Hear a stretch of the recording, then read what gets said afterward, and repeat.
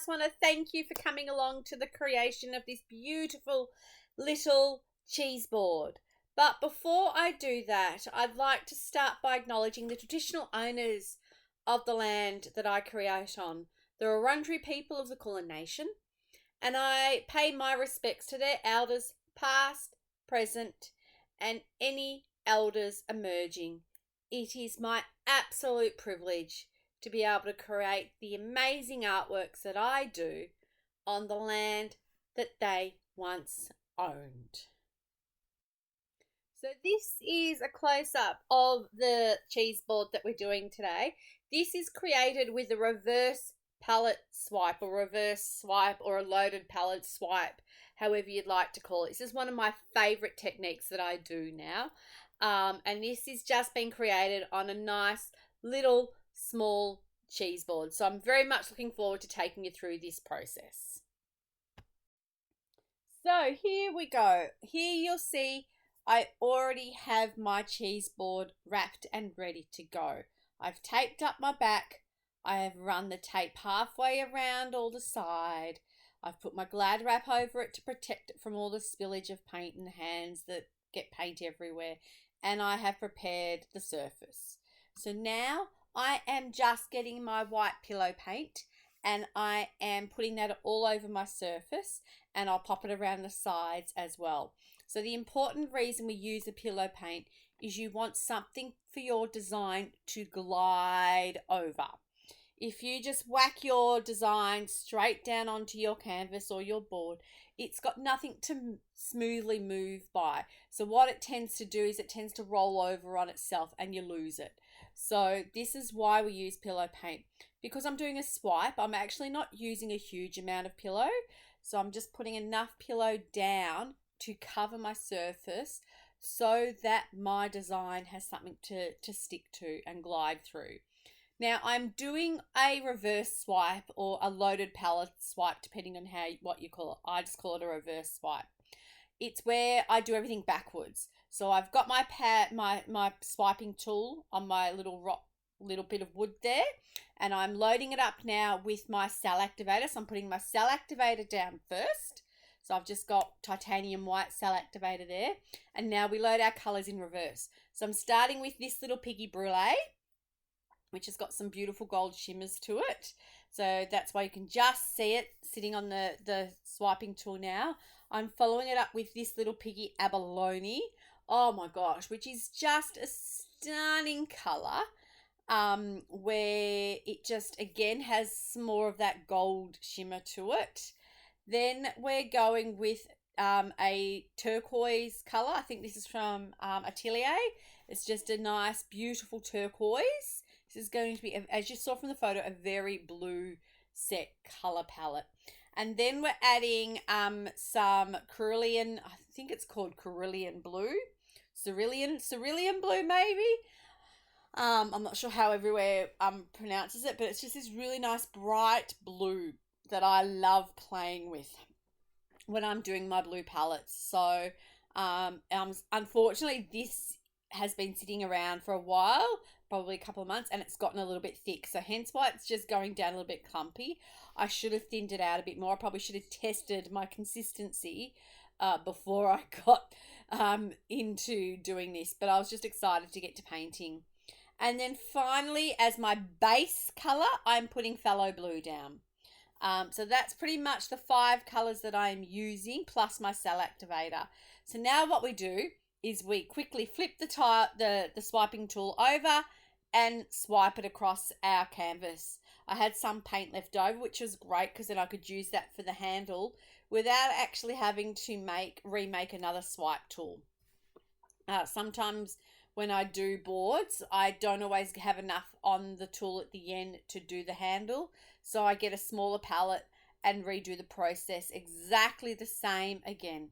So you'll see I've got some really beautiful cells that have started to develop. There is a couple of little gaps there. Now, negative space isn't a problem. I don't mind negative space, but sometimes you've got to think about what people see.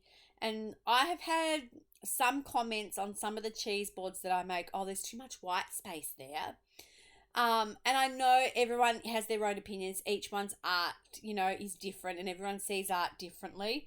But for this one, I think if I remember rightly, I did fill it up a little bit, but just because I didn't like that big white space.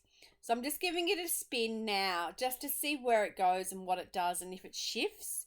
And I'm just blowing out some of that big chunky white cell activator that's there on the corner there, just to try and create a few more cells, to see what happens when I spin that around.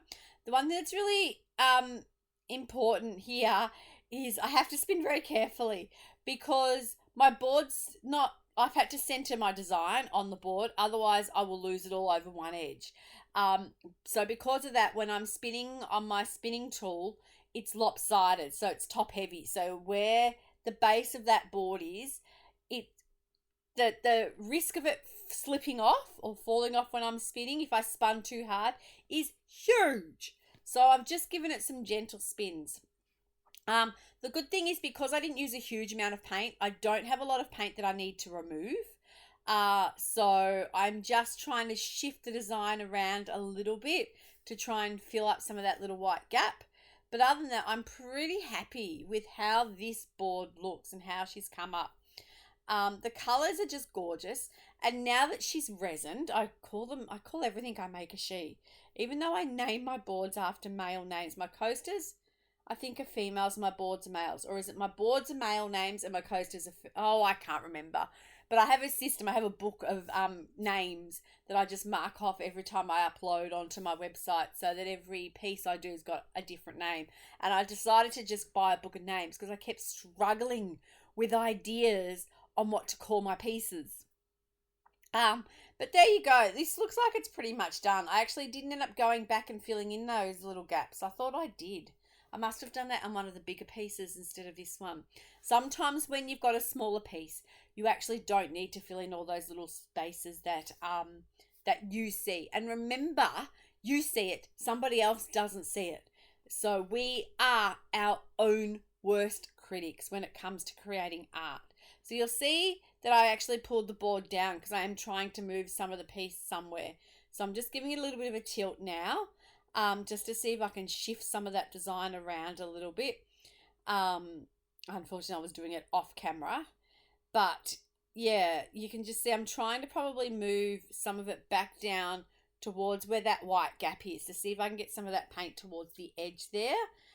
It is, because I don't have a huge amount of paint on my canvas or my surface, it is moving very slowly, which is a good thing, because it means when it dries, it's going to dry nice and evenly. But I'm just slowly getting that last little bit there perfectly moved over. Now you can see that big white stripe of pillow paint there.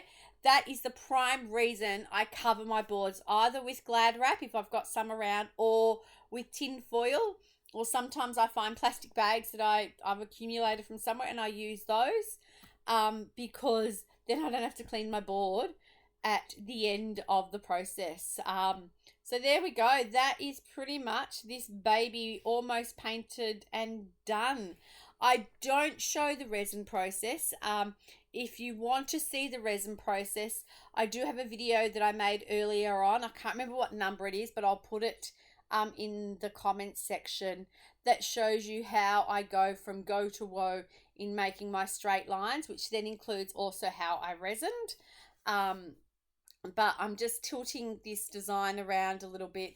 We're pretty much nearly done. And you'll see the finished picture in just a second. But I hope you've enjoyed this video. Please, like I always say, like and subscribe. Ask me any questions. Give me any feedback. I will always respond. And I can't wait to see you next time. Otherwise, happy creating.